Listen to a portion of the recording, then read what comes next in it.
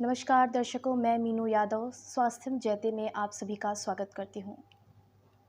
आज हमारे साथ हैं केजीएमयू लखनऊ के डिपार्टमेंट ऑफ रेस्पिरेटरी मेडिसिन के विभागाध्यक्ष और उत्तर प्रदेश के कोविड के टीकाकरण के brand ambassador doctor Suryakant sir के साथ आज की हमारी चर्चा का विषय है कोरोना वायरस डिजीज़। तो चलिए आज के हमारे इस सेशन को शुरू करते हैं। सर, आपका बहुत बहुत स्वागत हमारे आज के इस सेशन में। नमस्कार। आपके दर्शकों को बहुत बहुत नमस्कार। सर, हम अपने दर्शकों को बताना चाहते हैं कि लोगों में जो भ्रांतियां हैं आजकल कोरोना वायरस और फ्लू को लेके, लोग कोरोना वायरस की तुलना अक्सर फ्लू से करते हैं। सर, उसके बारे में आप हमारे दर्शकों को क्या बताना चाहेंगे? देखिए, आपके दर्शकों को ये बता दें कि पहले तो आप सभी को बहुत बहुत बधाई कि आपने अपने कोविड एप्रोप्रिएट बिहेवियर से और कोविड टीकाकरण का पूरी तरह पालन करते हुए जो टीकाकरण करवाया है, उसके कारण दुनिया में आप उन देशों की लिस्ट में शुमार हो गए हैं जिन्होंने कोविड पे काफ़ी हद तक काबू पा लिया है। मैं आपको बता दूं कि इस कोविड से अभी तक अमेरिका या यूरोप के बहुत बड़े बड़े देश वो अभी तक जूझ रहे हैं, संघर्ष कर रहे हैं, लेकिन भारत आप सबके सम्मिलित प्रयास से उस उच्च श्रेणी में खड़ा हो गया है जिसने या जिन देशों ने कोरोना पर बहुत अच्छी तरह काबू पाया है। 2 साल से अधिक समय हो गया आप हम सभी कोरोना के खिलाफ जूझते रहे और इस 2 साल से ऊपर के अंदर पूरी दुनिया ने ये विभत्स दृश्य देखा है जिसके अंदर अब तक 44 करोड़ से लोग ऊपर प्रभावित हो चुके हैं कोरोना से और 60 लाख से के आसपास लोगों की मृत्यु हो चुकी है पूरी दुनिया में। हमारे देश में भी लगभग 5 लाख से ऊपर लोगों की मृत्यु कोरोना के कारण हो चुकी है। लेकिन डरने की कोई ज़रूरत नहीं है, लेकिन हाँ, बचने की अभी भी ज़रूरत है। ये बात सही है कि हमारे देश में 3 प्रमुख मौसम होते हैं। वैसे तो 6 ऋतुएं बताई गई हमारे देश में, और जब भी मौसम बदलता है हमारे देश में तो बचपन से हम सब जानते हैं कि मौसम बदलेगा, हमारी नाक बहेगी, छींकें आएंगी, गला थोड़ा बहुत खराश होगा, हो सकता है 1 आध दिन का बुखार भी आ जाए। ये हमने हमारे बचपन में देखा है, आपने अपने बचपन में देखा है, मीनू जी भी अपने बचपन में देख चुकी हैं। और हम लोग तो कहते ही थे कि वो बच्चा क्या जिसके बचपन में ये शर्ट यहाँ पे गंदी ना हो, क्योंकि रुमाल हम लोगों के पास होता नहीं था, नाक बही और ऐसे पोंछ ली और बस। तो समझो जिसकी नाक लाल है या यहाँ पे शर्ट गंदी है तो वो मौसमी एलर्जी से यानी फ्लू से गुजर रहा है। किसी डॉक्टर की ज़रूरत नहीं, किसी इन्वेस्टिगेशन की ज़रूरत नहीं, लाल रंग की नाक देख लो और यहाँ पे शर्ट गंदी देख लो, हो गई डायग्नोसिस। इसको बोलते हैं मौसमी फ्लू यानी सीजनल फ्लू, और ये बहुत कॉमन है हमारे देश में। अब यही सब कोरोना में होता है। तो 2 साल पहले जब ये धर्म संकट मेरे पास आया कि डॉक्टर सूर्यकांत, हाँ कल से छींक बह रही है, छींक आ रही है, नाक में पानी बह रहा है, मुझे कोरोना तो नहीं हो गया? और ये फ़ोन अभी तक लोग करते हैं। अच्छी बात है, थोड़ा कोरोना से डरना ज़रूरी है और इसी बहाने डॉक्टर सूर्यकांत को भी याद करना ज़रूरी है। तो मैंने 2 साल पहले मार्च 2020 में एक, जैसे कबीरदास जी के दोहे होते ना, तो हमारे भी कुछ चिकित्सा के दोहे हैं, तो मैंने एक दोहा तैयार किया कि जैसे हर चमकती चीज़ सोना नहीं होती, वैसे हर टपकती हुई नाक कोरोना नहीं होती। ये 2 साल से सामयिक है, आज भी सामयिक है। मेरे ख्याल से मीनू जी को इनका उत्तर मिल गया होगा। जी बताइए। जी सर।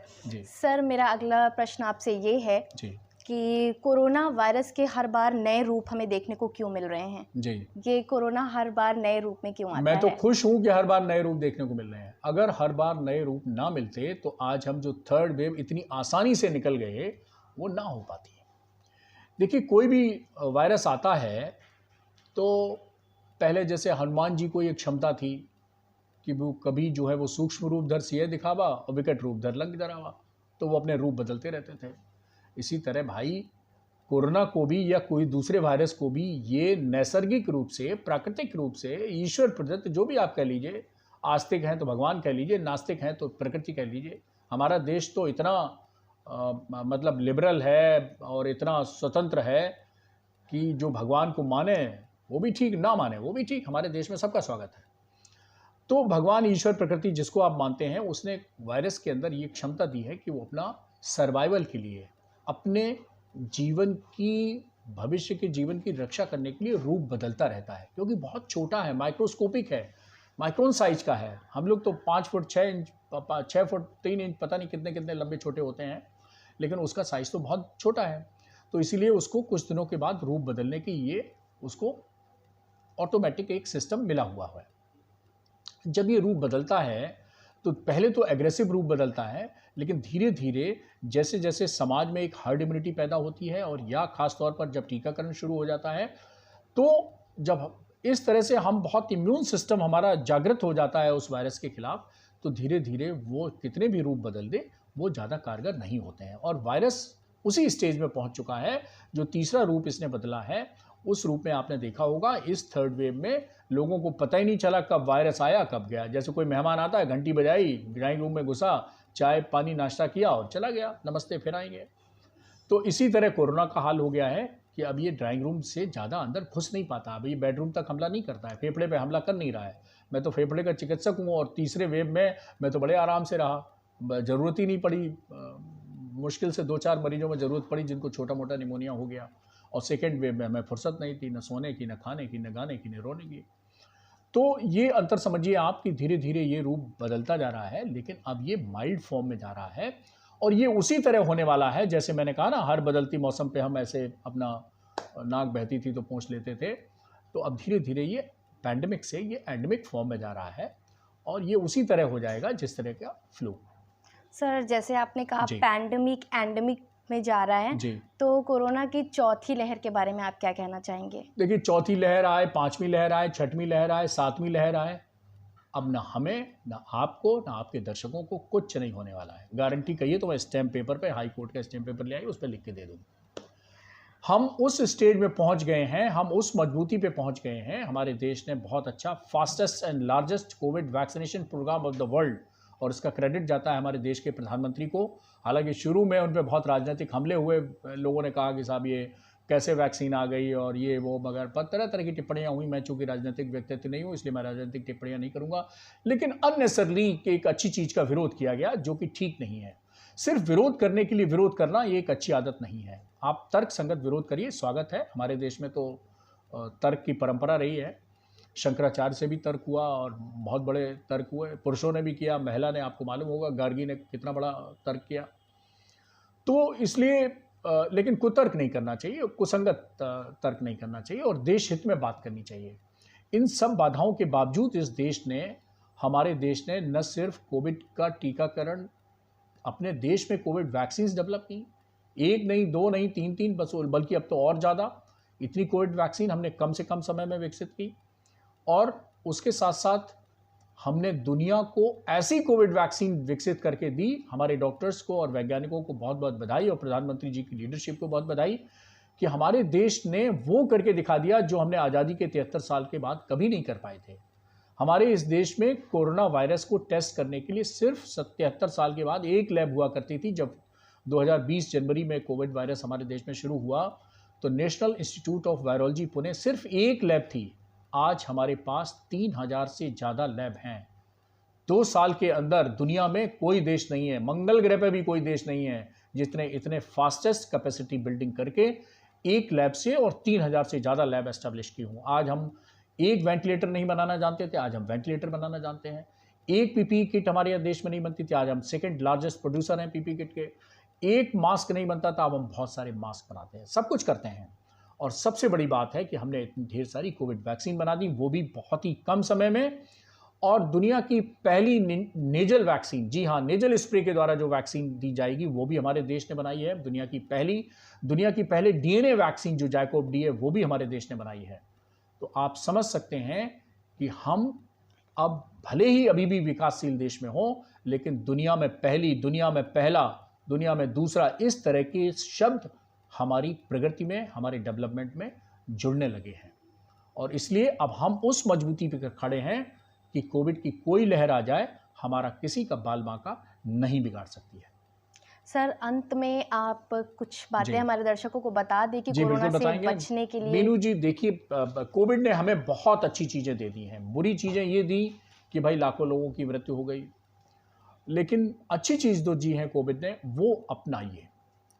भले ही कोविड चला हुआ हो, लेकिन मैं आपको बता दूं, विश्व टीबी दिवस अभी 24 मार्च को आएगा। दुनिया टीबी से लड़ रही है। भारत के प्रधानमंत्री ने एक एम्बिशियस प्लान रखा है, एंड टीबी बाई 2025, 2025 तक टीबी, भारत को टीबी मुक्त बनाना। हालांकि 2 साल कोविड के कारण बहुत पीछे हो गया है कार्यक्रम, लेकिन फिर भी हम ना निराश हैं ना हताश हैं। प्रधानमंत्री जी के साथ हैं, आप सब भी साथ जोड़िए। और टीबी को समाप्त करने के लिए भी जो आप कोविड में कोविड अप्रोप्रिएट बिहेवियर अपना रहे थे, वो टीबी जैसी बीमारी को खत्म करने के लिए भी बहुत कारगर है। कोरोना में जब सेकेंड वेव की पीक आई थी तो रोज करीब 1000-1500 के आसपास लोगों की मृत्यु हो रही थी कोरोना के कारण। लेकिन आपको जान के ताज्जुब होगा, टीबी से रोज 4000 लोगों की मृत्यु हो जाती है। जी हाँ, सही सुना आपने, 4 गुना ज़्यादा। तो अब हमें टीबी के खिलाफ लड़ना है। निमोनिया से 5 साल के नीचे के बच्चों की बहुत बड़ी संख्या में मृत्यु हो जाती है, तो हमें निमोनिया से लड़ना है। ये दोनों बीमारियों की चर्चा इसलिए की मैंने, क्योंकि दोनों संक्रामक रोग हैं और उसी तरह के संक्रामक रोग हैं जिस तरह का कोरोना है। और सौभाग्य कहिए मेरा या दुर्भाग्य कहिए, मैं तो सौभाग्य वैसे समझता हूँ कि मैं फेफड़े का चिकित्सक हूँ, और ये दोनों बीमारियाँ भी फेफड़े पे हमला करती हैं बहुत बुरी तरह, निमोनिया भी और टीबी भी। तो हमें अब देश में निमोनिया को भी बचाना है, देश को टीबी से भी बचाना है। और कोविड अप्रोप्रिएट बिहेवियर में जो आपने सीखा है, मिलने पे नमस्ते करना, ना कि हाथ मिलाना, हाथ धोते रहना, घर से बाहर निकलते ही मास्क लगाना और दूरी बनाना, ये सब आप करते रहिए, मत छोड़िए। आपको कोरोना से भी बचाएंगे, आपको टीबी से भी बचाएंगे, आपको निमोनिया से भी बचाएंगे, और आपको वायु प्रदूषण से भी बचाएंगे। तो ये मेरा संदेश है कि नमस्ते और मास्क लगाना, ये 2 चीज़ें आप, और हाथ धोते रहना, और हाँ, कफ एटिकेट का इस्तेमाल करना। ये सब बीमारियां, निमोनिया हो, चाहे टीबी हो, चाहे कोरोना हो, खांसी से ही फैलती हैं, ड्रॉप नेट न्यूक्लियाई के थ्रू। तो आप खांसी करते समय अगर कुछ भी नहीं है तो आप रूमाल लगा के मुंह से ढक लें, मास्क नहीं है, और कुछ ना हो तो ऐसे एल्बो आप मुंह पे रख लें, जिससे कि जो आपके अंदर खांसते समय जीवाणु, विषाणु, कीटाणु जो भी निकल रहे हैं, वो वातावरण में ना फैल जाए या आपके अड़ोसी पड़ोसी की सांस में ना चले जाएं। तो कोविड अप्रोप्रिएट बिहेवियर का पालन करते रहिए। और अगर आपने टीका नहीं लगाया है तो जैसा मेरे परिचय में बताया गया कि कोविड वैक्सीनेशन का ब्रांड एम्बेसडर हूं, तो मैं जाते जाते जरूर कहूँगा, अगर आपने कोविड टीका नहीं लगवाया है तो लगवा लीजिए। 1 डोज लगवा के दूसरे में लापरवाही कर रहे हैं तो आलस छोड़िए, दूसरी डोज लगवा दीजिए। और जिनको इंडिकेटेड है, जिनको 9 महीने से ऊपर हो गए हैं, और जो बुजुर्ग हैं या बीमार हैं या health care worker, frontline worker हैं, तो 3rd प्रिकॉशनरी डोज यानी 3rd डोज लगवा लीजिए। और 15 से 18 साल के बीच में अगर आपके घर में बच्चे हैं तो उनका टीकाकरण करवा लीजिए। और हाँ, 12 से 15 साल के बच्चों को तैयार रखिए, जल्दी ही उनके लिए भी टीका आने वाला है। बहुत बहुत धन्यवाद सर। दर्शकों, आपने देखा आज हमारे साथ थे डॉक्टर सूर्यकांत त्रिपाठी सर। ऐसी ही स्वास्थ्य संबंधी नई जानकारियों के लिए देखते रहिए हमारे चैनल को। मिलेंगे अगली वीडियो में। धन्यवाद।